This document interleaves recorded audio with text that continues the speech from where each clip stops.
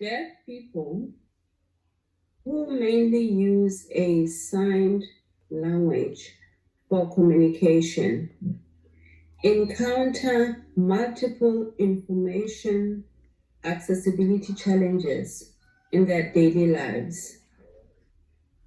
Vital information like health has been limited accessible to deaf people across the globe, including those in the Western Cape, South Africa. The studied context of this thesis. The lack of access to accurate health information causes some deaf people to neglect medicine and treatment adherence.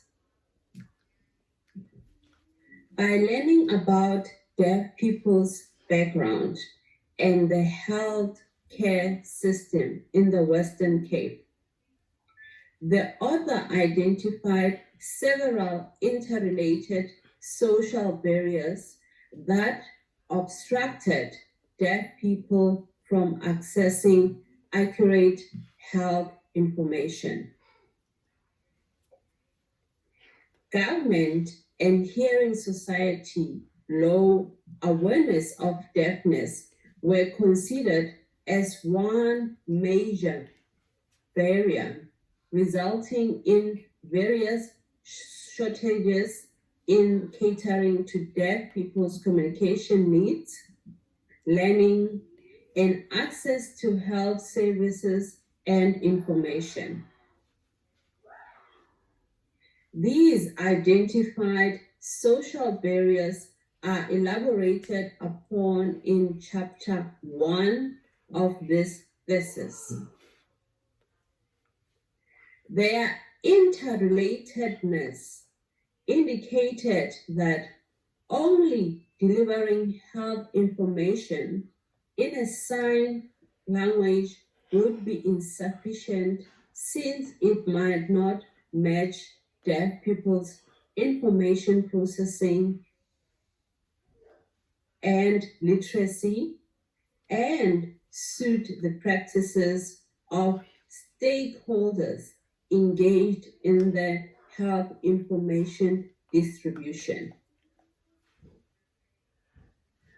Consequently, all social barriers should be comprehensively tackled together with deaf people and relevant stakeholders. A societal question was raised for what design interventions deaf people and stakeholders could make. Several potential interventions were listed pertaining to the identified social barriers. Consequently, the main research question was formulated to determine which of these potential interventions would suit the studied context and recommend its design to researchers and designers who aim to alleviate their situation. What intervention can be designed to provide deaf people with health information for influencing medical and treatment adherence? There was limited literature available regarding health information accessibility. As such, literature about general information accessibility to deaf people was studied in preparation for the groundwork of the empirical research. As well, literature concerning approaches to research with deaf people properly was reviewed. Based on the outcome of the information accessibility study, A conceptual framework for generic information accessibility to deaf people was constructed. The conceptual framework described the requirements on 3 aspects. 1, suitability. 2, experience. And 3, motivation that urged an information seeker and an information provider to find an intervention accessible. See Chapter 2. Since the study aimed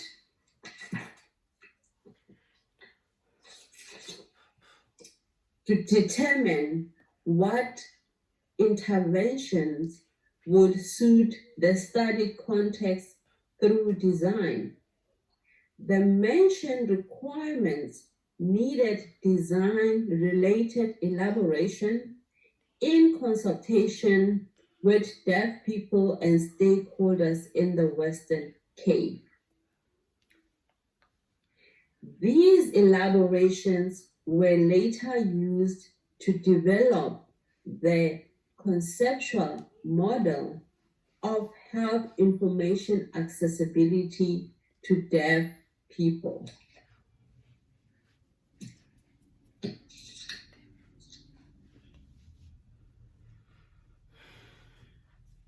Such conceptual model would inform researchers and designers with the requirements and their relations towards an intervention that deaf people and the information provider would find accessible. Consequently, sub-research questions were formulated to guide the empirical research in gaining needed elaboration.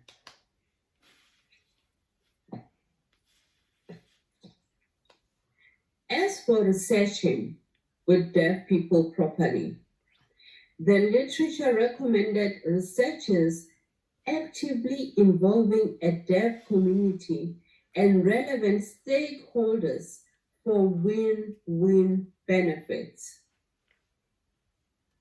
The participants would feel winning from deriving the intervention they will use daily. They would be proud of the intervention designed by them and for them. At the same time, the researchers would benefit from a well-defined research objective upon the participant needed intervention.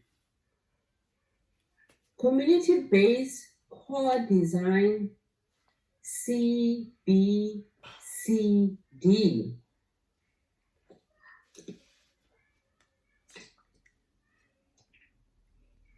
is a research approach that actively involves communities in all stages.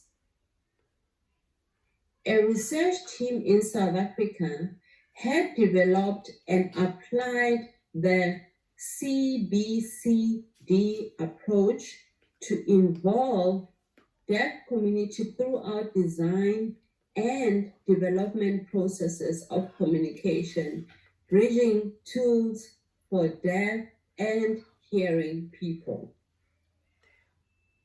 The CBCD approach is outstanding in allowing researchers to modify minor details for handling complexity in a real-life system to obtain a determined intervention. As its benefit align with the literature recommendations, This approach was applied during the empirical research. This CBCD approach consisted of 4 stages: core exploration, core planning, core design, and core evaluation. See Chapter 3. The main objective and the research design for each stage to handle the context complexity are summarized in Figure 2. A case study was carried out through this empirical research to identify, select, design, and evaluate an intervention step by step. The case study was formulated based on 6 building blocks: the leading deaf community, health topics of interest among deaf people, intervention users who are deaf, intervention users who are health information providers,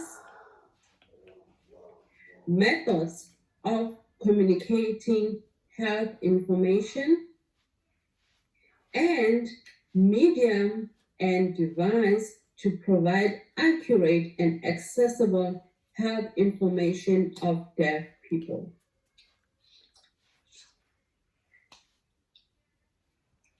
The alternatives for these building blocks were identified during the core exploration stage, and a selection was made with the leading deaf community within the core planning stage.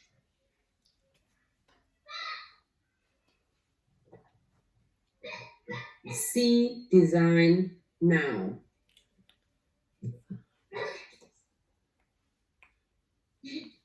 The core exploration stage was broken down into 2 activities.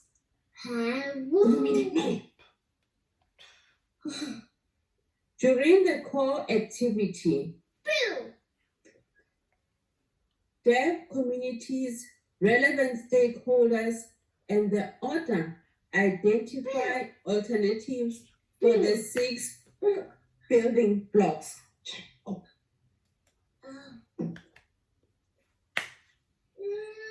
This core exploration activity resulted in the following alternatives: Deaf Community of Cape Town, DCCT, as a potential deaf community to take the lead role.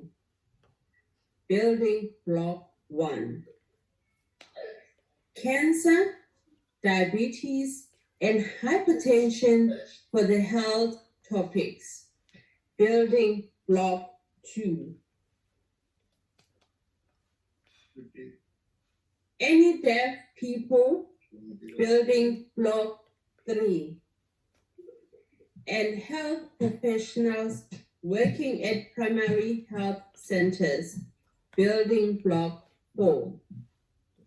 As the users of the intervention, drama in sign language, a short presentation with pictures and a platform for questions and answers as the combined methods to communicate health information. Building block 5. An app for Android smartphones as the medium and the device. Building block 6.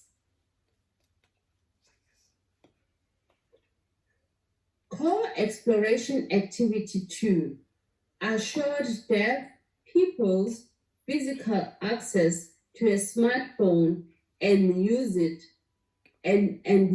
of it to access health information. Building block 6 in the Western Cape. Their physical access was verified by the number of deaf people who had access to a mobile phone and knew how to use it. The core planning stage, chapter 5, was for the leading deaf community and the author to jointly select the best alternative to formulate the case study.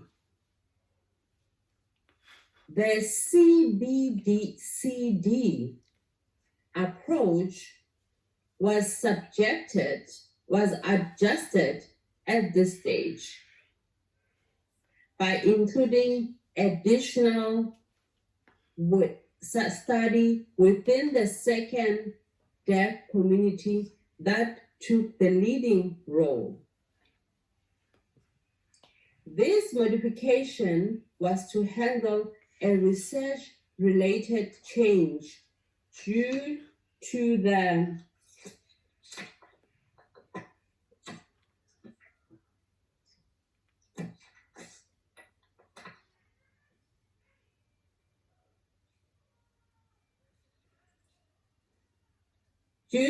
fact that the first potential deaf community decided not to take the leading role. The National Institute for the Deaf, NID, as the second potential deaf community, stepped for the leading role with interest in several alternatives identified with DCCT. The additional study was proceeded to investigate 1. NID deaf members' understanding about type 2 diabetes and information needs, and 2. Preferred communication methods that might differ from DCCTs. Gradually, the case study for an intervention was formulated. The intervention suitable to the Western Cape context was defined as an Android app, building block 6.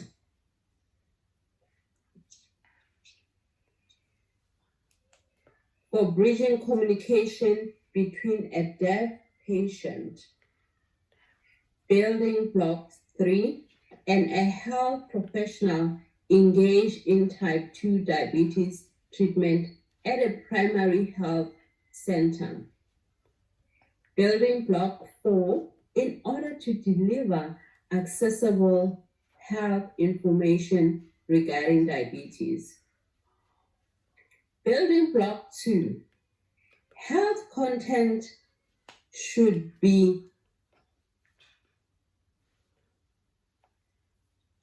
presented via a combination of South African Sign Language,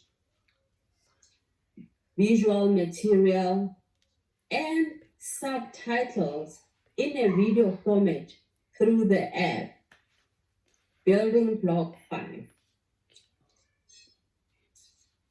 Although designing an app for deaf people might seem ordinary in the era of the Internet of Things, it must uniquely function in the Western Cape, where there was a limited mobile network coverage and limited financial resources. The last 2 stages of the CBCD were designed to be interrelated for comprehensively elaborating on the design for app and its health content. Each stage was preceded with 3 activities. The core design stage, chapter 6, was to describe the design of the app, including opening an opportunity to generalize the design to a context similar to the Western Cape. Core design activity 1 involved health professionals and deaf participants in designing the app. This resulted in a conceptual design of an app for bridging communication activities between a deaf patient and healthcare personnel during the patient's journey at a primary health care, including listing of healthcare content that met the stakeholders' requirement. Next, core design activity 2 engaged a group of deaf people to design health education videos selected from a listing of the health content from core design.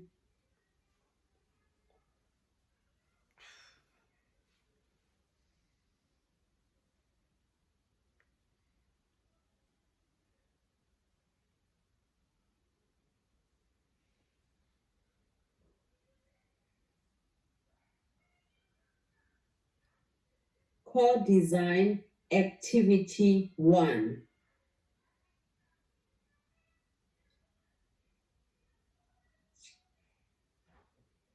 Core design activity 2 resulted in health educational videos about type 2 diabetes for deaf patients. The design for the health educational videos was described by 1. How to prepare scripts for the health content to accommodate deaf majority literacies. 2. Narrations in South African Sign Language. 3. Presentations of the subtitles. 4. Implementation of residual hearing level and their hearing caretaker.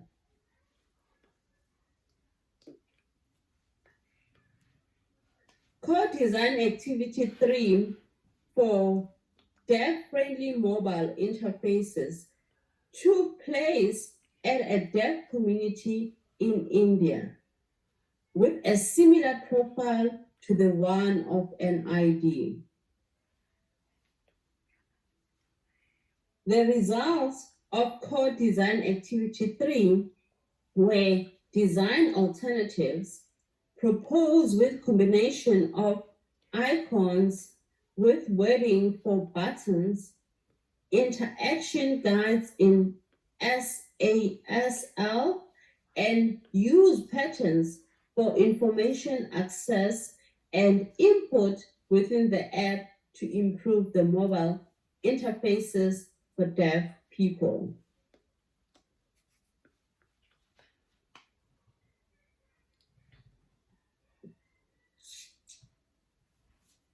The core evaluation stage, chapter 7, involved the health professionals engaged in type 2 diabetes treatments and deaf participants in evaluating the results from the preceding core design activities. During core evaluation activity 1, the health professionals assess the app's conceptual design from a healthcare perspective. They were satisfied with the app features in serving their practice at the primary health care centers. They stated to be willing to use this app for the health consultations with deaf patients to achieve one's self-management goals, although it will require a little longer interaction.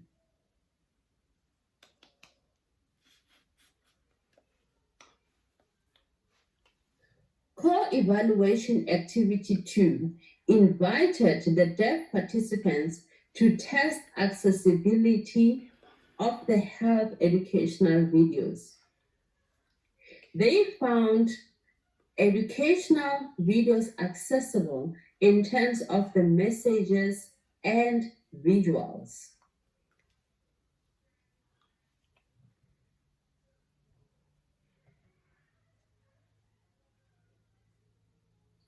They also demonstrated increased understanding across type 2 diabetes topics.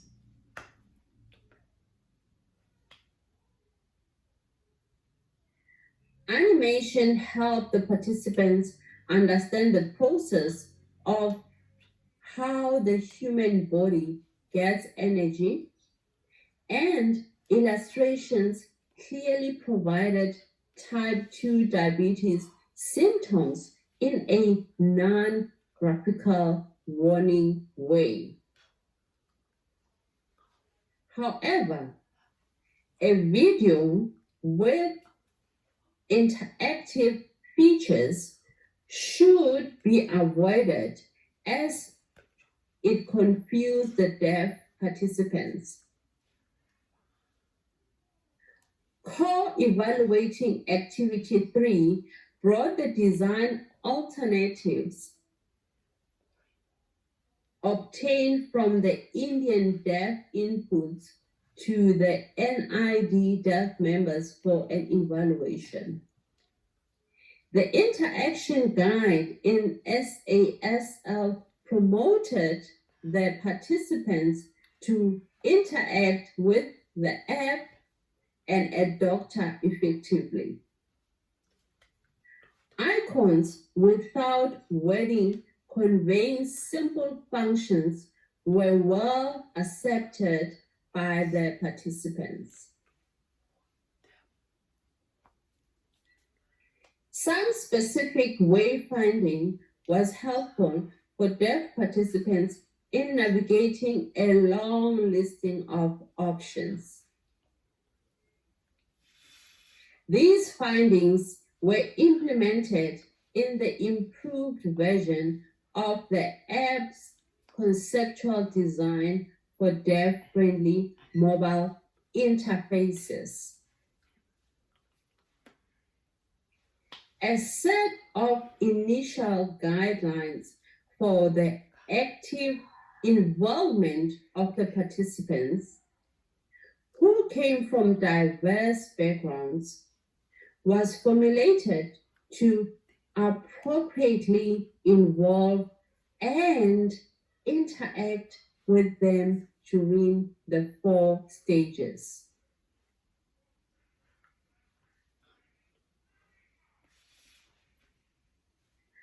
Answers to sub-research questions were refined as the CBCD approach progressed.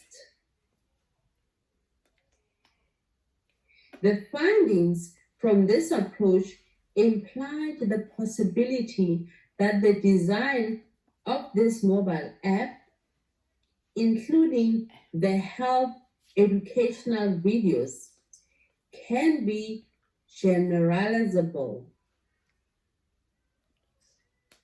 to a context similar to the Western Cape. This statement is supported by the fact that multiple design alternatives obtained from deaf people in India were easy to use for the NID deaf members.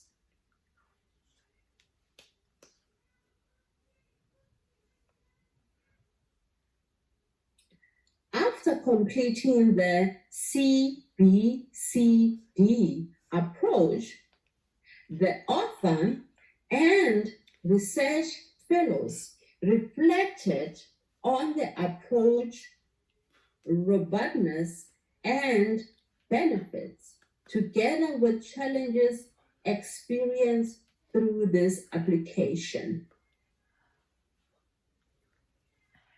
The novelty of this study is the scientific and societal contributions provided in Chapter 8.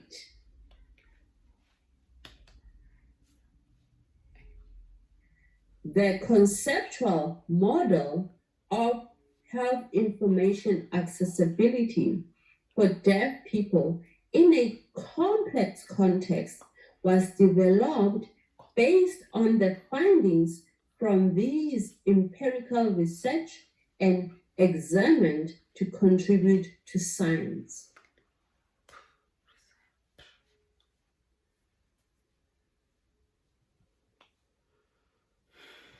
The model addresses stakeholders involved in the health information accessibility provision and requirements concerning the user's experience and motivation, including the intervention suitability to the context. The societal contributions are comprehensive guidelines comprising of the guidelines for actively involving a deaf community and relevant stakeholders in designing an intervention, and the guidelines for designing an app for communication bridging between a deaf patient and healthcare personnel and health educational videos.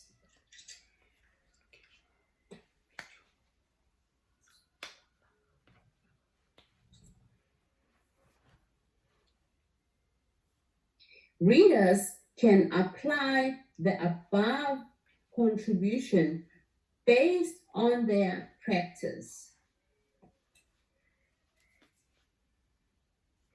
Researchers who aim to apply a CBCD approach to their empirical research can follow the first part of the comprehensive guideline. These guidelines provide recommendations from the very first step, since a researcher's compliance with a local research and ethics regulations until the time management during the empirical research. For researchers, designers, deaf communities, and stakeholders who found mobile phones as an intervention suitable to their context, whether applying the CBCD approach or not. The second part of the comprehensive guidelines could be their reference to explore and these guidelines with their target users.